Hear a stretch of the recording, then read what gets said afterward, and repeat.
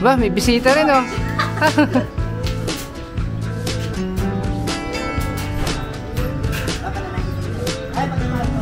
Si Allen. Tama. Tatakot ako, baka pabarangay ako ni Jojo eh.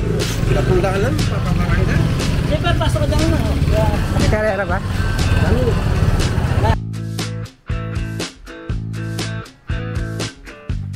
Ay, bubok. Dito pala sa likod.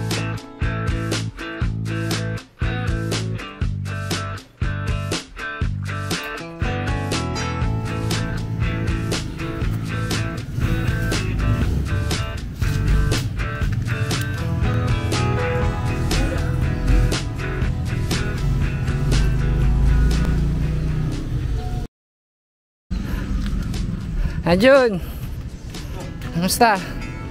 Ito, deliver natin kay Junjun tong ating mga heater.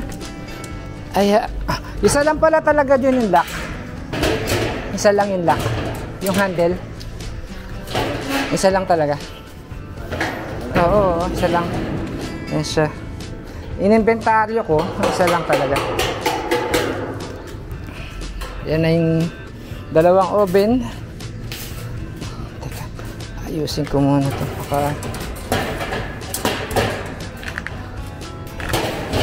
Ala, si Alan din nagpunta? Ha?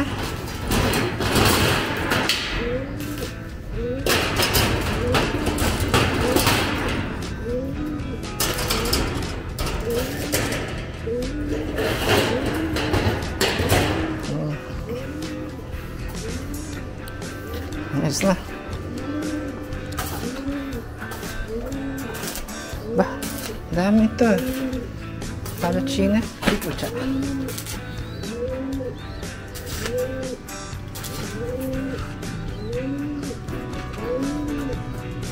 Bibinala ako ng hinges na ano, Jun, yung bakal, no?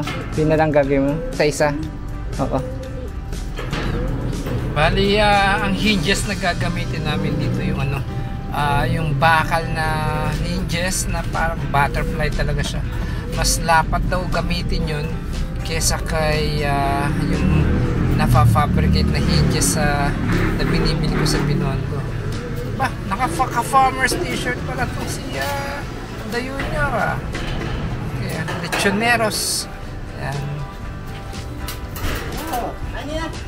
Oh, ba, may bisita rin oh.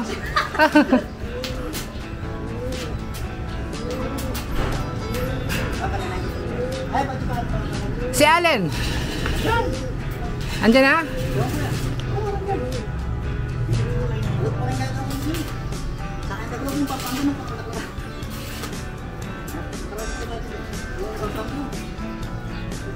Ano pa rin taong kahit laban-laban tayo? Kaya mo. Eh, karain mo. Ha?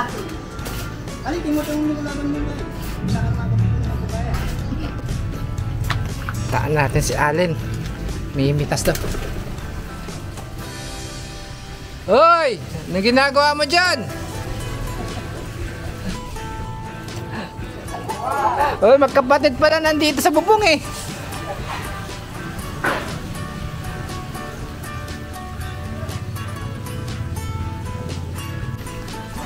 Magkapatid, nagpipitas ng ano kay Yumito.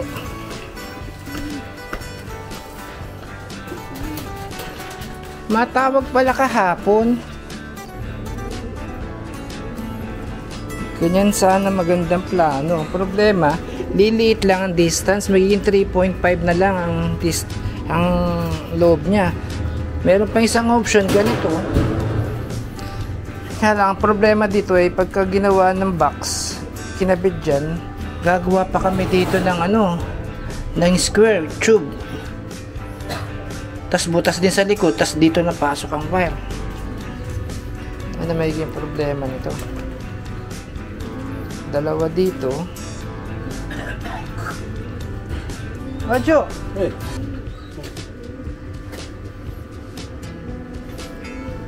Tama. Tatakot ako, baka pabarangay ako ni Jojo eh. Pinatulaan lang, papamarangay na. Siyempre, pasok ka dyan mo. May karera ba? Dami yun. Wala.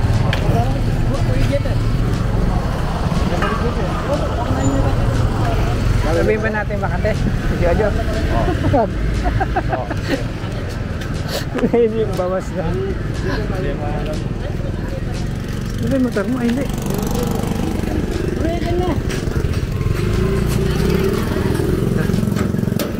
Ito yung sa'yo, Alan. Maliit-liit lang. Ay, malaki na yung sa'yo. Kay Jojo na rin maliit.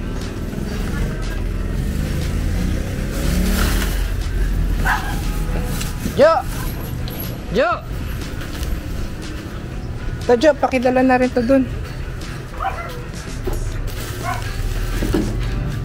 Ganyan mo na lang. Ayan, okay. Huwag mo yayakapin, ha?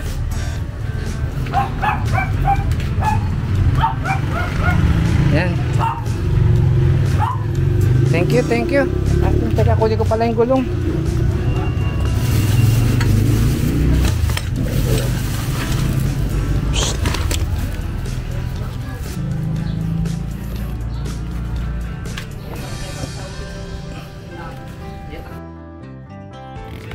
Itong oven na to, wawiringan ko na lahat ng wires niya ay dito na sa loob. Kasi isasara na ni Junjun to, mahirap na, baka maiwanan na naman ako ng wirings. Mahirapan ako magsungkit kalawit ng pinaka wire. Kaya ayan, una ko ilalagay muna itong ang kanyang sensor. Dito to sa ibabaw nakalagay yung kanyang sensor. Ayan, ito yung kanyang pinaka sensor na to. Kasi ang pinaka control panel nitong kay kanina ba to, kay Bataan ito, nasa right side ang kanyang control panel, hindi sa ibabaw. Kaya ayan, pasok na natin itong ating pinaka sensor dito. May butas na at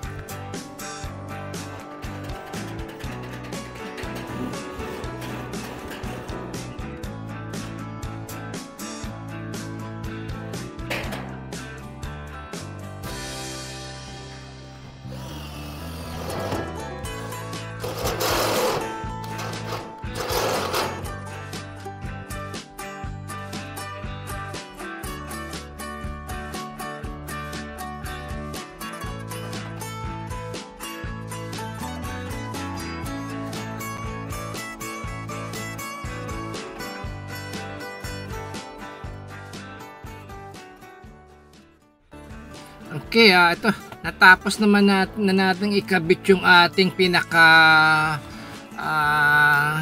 heat sensor, no, yung thermal couple, at atin namang isusunod yung pinaka wiring ng ating heater, yung pinaka heating element nya. Ipadadaan na rin natin dito sa loob ng double walling nitong ating oven. Ang sistema nito, kailangan ang ating wire ay nasa ibabaw ng ating heat insulation. Yan, ibig sabihin sa ibabaw mismo ng heat insulation, hindi dun mismo sa ilalim, kasi yung ilalim ay pinaka loob na ng oven. Kaya useless yung ating insulation kung doon natin padadaanan yung wire. Kaya kailangan sa ibabaw, after ng wall ng inside dimension ng ating oven. Ito naman, habang winawiring ko, kung mapapansin nyo yung nakapula na yan ay si Junjun. Tinitira niya naman yung isang oven para kay ito kasing ginagawa ko naman ay para kay Bataan. At yung ginagawa ni Junjun ay kit triple M's yan sa Bulacan. At meron pa tayong dalawa pa ba? Tatlo pa. Isa kay dalawang Laguna at isa kay Isabela. Ayan ang gagawin natin ngayong oven. Ayan, itong oven na to, grabe, mabigat din. At kasi ang ating ginamit na yero ay makapal, kaya hindi basta-basta madideform itong ating oven. Yan, medyo mabigatan siya at wala pa yung pintuan at wala pang kanyang pinaka tawag nito yung sabitan sa itaas. Lalagyan pa natin ang sabitan sa itaas yan para kung yung mga rim, yung mga kung ano man na pwedeng i-powder coat at isasabit. Kailangan kasi ang pina-powder coat ay pag nilagay sa oven ay nakasampay, nakatali ng alambre at nakabitay. Kasi hindi po pwedeng ipinowder coat mo ay ilalapag mo at sayang yung pinaka-powder na dumikit sa kanyang metal. Kaya yan, kailangan talaga naka-hanger siya. Ayan. Ito na yung ating yung sinasabi ko sa inyong yung fiberglass na wire, heat resistant siya. Ito ang gagamitin natin ngayon. Makapal na wire to. Hindi tayo gumamit ng manipis na wire para sa kanyang heat insulation. Heat insulated wire. Ayan.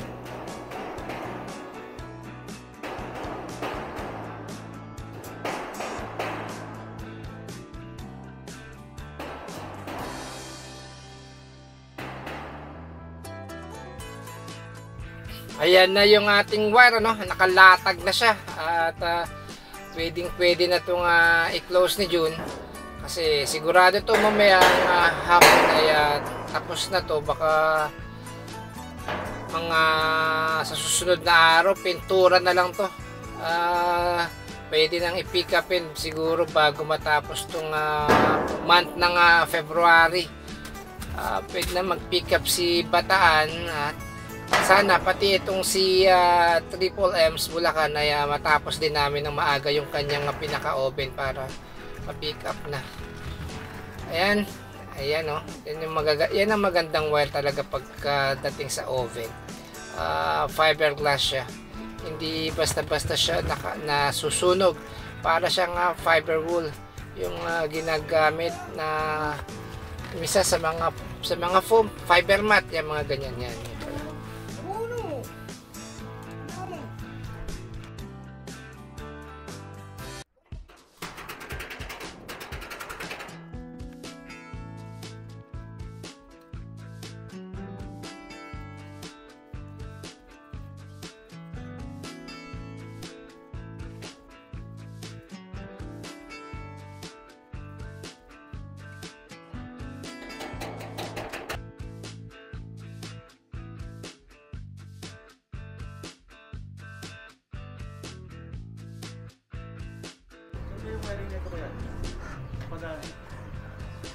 Kanina ba to kay Bulacan? 3Ms talaga.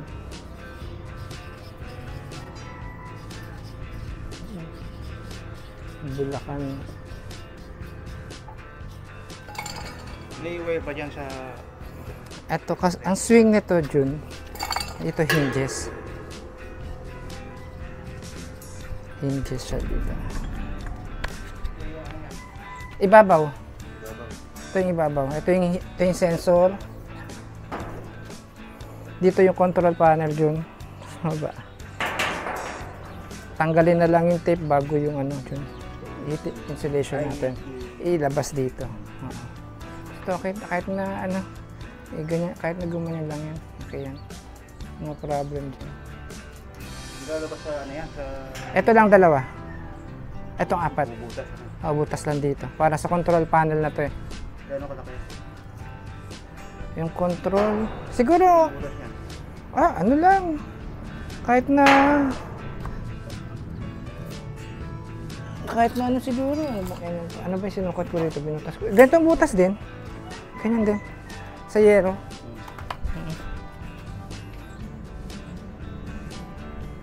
Kasi pala. Tapos ito. Wala na, kahit na basta miski tapat mo lang dyan kasi yung control panel malaki naman eh.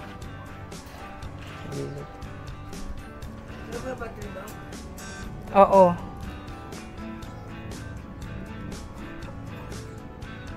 Kasi ito na lang gagamitin ko dito.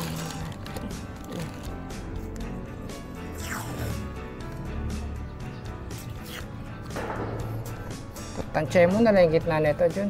Bahala ka na.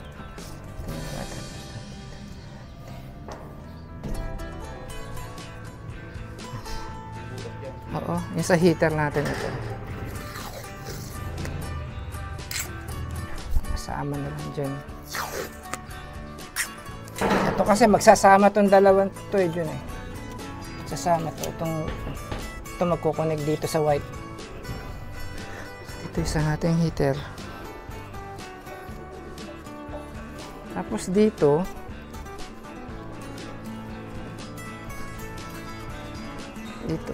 dito ang control, dito ang swing. Ito request niya kasi to, control dito sa kanan. Nagkabaliktad lang ng control panel. Para yung opening ng door pa kanan, ito nasa kanan ng control panel, yan naman nasa kaliwa. O tama, sa kaliwa.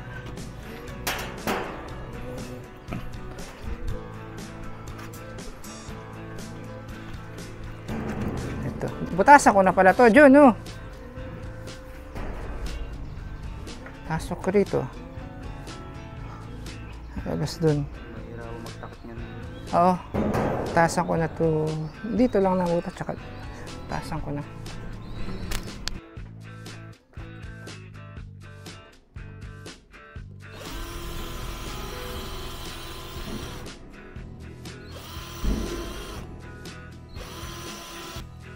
So ayan, ito okay na to at na-layout na natin ng ating wire para sa kanyang heating element, pati yung kanyang sensor ay naiabang na natin. Kasi ang control panel nito dito sa taas pala nga pala. Sa ibabaw nga pala ang control panel nito sa taas. Request niya no, triple M's ng Bulacan. Ayan. Ito namang isa ay kay Bataan. Okay na to. Mamaya siguro ay tapos na ni Junjun to. Maglalagay na lang ng heat insulation. Yun ang Makate. Sobrang kate ng heat insulation na nilalagay namin dito. Glass wool. Makate siya, yung kulay dilaw. Mamaya makikita nyo kung paano namin kinakabit yung pinaka glass wool niya. Pinaka heat insulation. Yan. Kasi alos lahat, wala nang problema. Wala na tayong iba pang gagawin sa wiring, kundi yan, abang na lahat. Control panel side dyan, dyan. Tapos ito yung heater dito sa gitna. At ang heater sa pinakababa. Meron ding heater sa baba, ayan, dyan. Si Jun, pahinga na muna. Ayan, ang heating element na ilalagay natin. Ayan. Tapos ito yan, dalawang oven. Malapit na itong matapos. Palagay ko nga ay nasa on time kami. Baka nga bago matapos itong month ng February ay ready for pickup na ito. Bulacan at Bataan. Then next namin si Laguna at Isabela. Ayan. Ito. So ito na yung ano no, ating pinaka heat insulation, yung pinaka glass wool. Nilalatagan na rin ni Junjun ng glass wool. Yan. Kukunin lang yung sukat at kanya nang guguntingin. Mailatag lang ng maayos. Itong glass wool na to may kamahalan din to. Tsaka hindi basta-basta pa makakabili sa tabi-tabi lang. Ito ay nanggaling pa ng Manila, Cubao. Pina-shipping pa namin sa may Victory Liner. Yan, kinuha ko pa sa San Fernando, Pampanga. Kaya mahirap maghanap, pero sulit naman talaga. Yung init hindi makapenetrate talaga sa outer layer ng ating double walling. Maganda siya. Yan, at nailatag na yung double walling. At ikakabit na lang ni Junjun yung pinaka side wall niya, side cover. Ito yung sinasabi ko kanina, no? Yung ating wire kailangan na hindi matatakpan ng ating heat insulation. Kailangan ay nasa ibabaw siya. Ayan, no? Kaya mas protected yung ating pinaka wire pagka ganyang sistema ng latag ng ating wire. hindi makapenetrate ang init sa kanya. Ayan.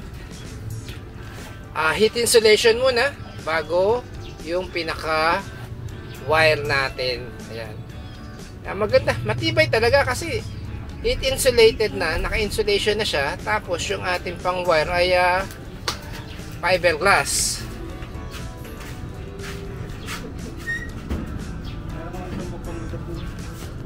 Pambutas. Barena na ano? Teka. Hindi, may barena ka dyan. Dali ko yung barena. Yung. Alin doon yung sa'yo pala, no?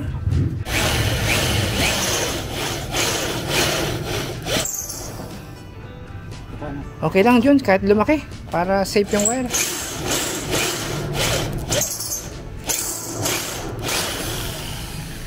Sige pa.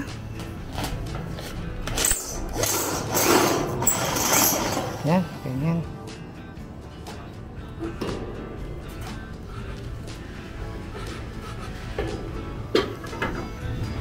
Ayan na yung wire at ilalabas na.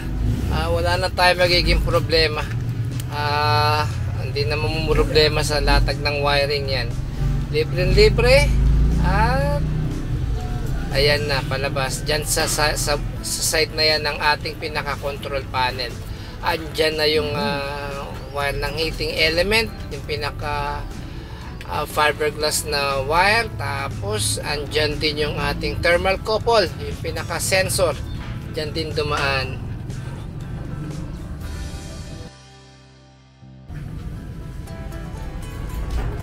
Tapos ito na yung ating pinaka heating element. Dalawa yan, no? Dalawang heating element niyan, isang square na malaki tsaka isang nakaparang letter M. So dalawang heating element na yan. Tapos magkakaroon pa tayong isang heating element sa gitna, kaya bali tatlong heating element siya.